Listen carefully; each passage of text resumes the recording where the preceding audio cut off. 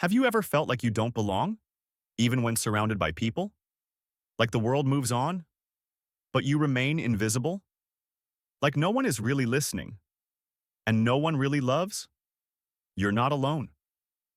Over 100 years ago, a man named Franz Kafka wrote stories about this exact feeling, about what it means to feel lost in a world that seems cold, distant, and loveless. His writing was strange, haunting, and heartbreakingly familiar. Let's explore why Kafka's vision of the world still speaks to our loneliness today. Who was Franz Kafka? Franz Kafka was born in 1883 in Prague. He was quiet, anxious, deeply introspective. He had a complicated relationship with his authoritarian father, struggled with illness, and never felt understood. Though he published very little during his lifetime, his works, The Metamorphosis, The Trial, The Castle, would later be seen as some of the most important of the 20th century. Kafka didn't write to entertain. He wrote to express the inner pain of living in a world that feels indifferent, and in doing so, he spoke for millions. The Kafkaesque feeling: powerless, confused, alone. The term Kafkaesque now describes situations that are absurd, confusing, oppressive, emotionally disconnected. Think of a man who wakes up one day and finds he's become a bug, the metamorphosis, or someone arrested and put on trial without ever being told what for, the trial. Kafka's world is not just cruel, it's cold and silent. The characters scream for meaning, but no one answers. They long for love, but meet only walls. And doesn't that feel like modern life? Where relationships are fragile, where people ghost each other, where attention is shallow, where the more you shout for connection, the more silent it becomes. Why we feel lost. Today, Kafka was ahead of his time.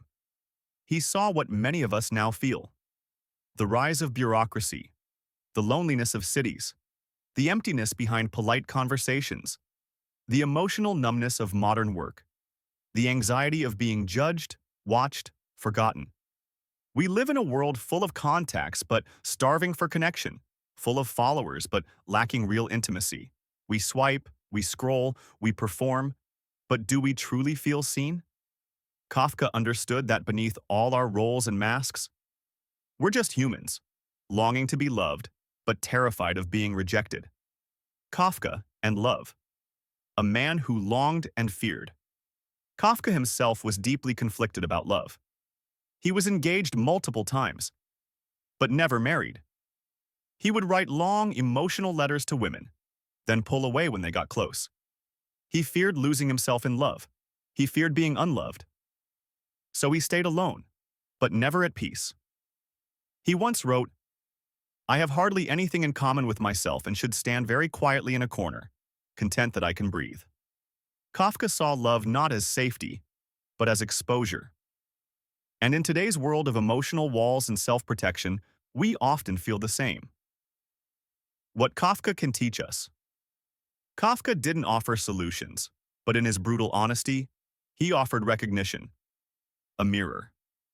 He showed us that feeling lost is not weakness. It's part of the modern condition. That craving love in a cold world is not naive, it's deeply human.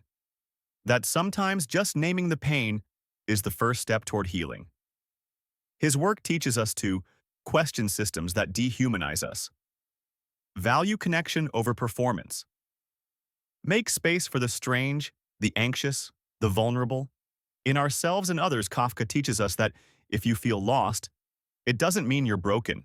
It means you're awake in a world that's often asleep. So, what do we do with this loneliness? We don't have to become insects or fight invisible courts to understand Kafka. We just have to sit with the feeling, and then choose differently. We can. Reach out, even when it's awkward. Say what we feel, even if it's not polished. Love without waiting to be perfect. Create spaces where others feel safe to be real.